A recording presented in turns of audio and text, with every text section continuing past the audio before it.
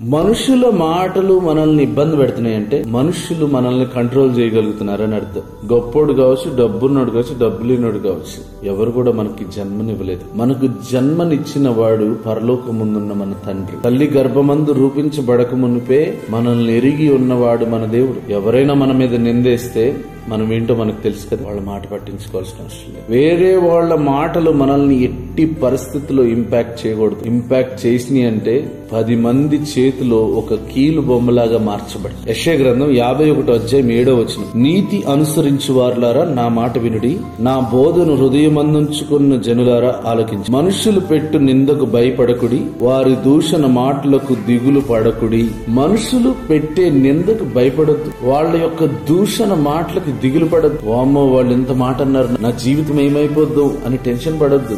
ఏమి కాదు, మనము నీతి కలిగి జీవించేవారం కాబట్టి దేవుని మాట.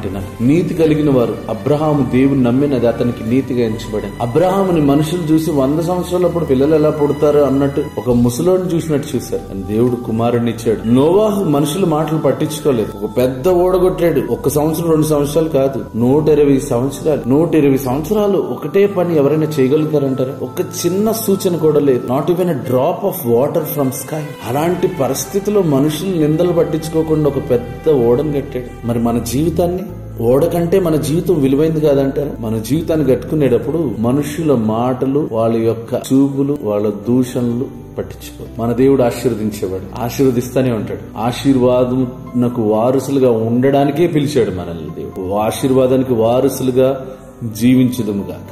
God bless you.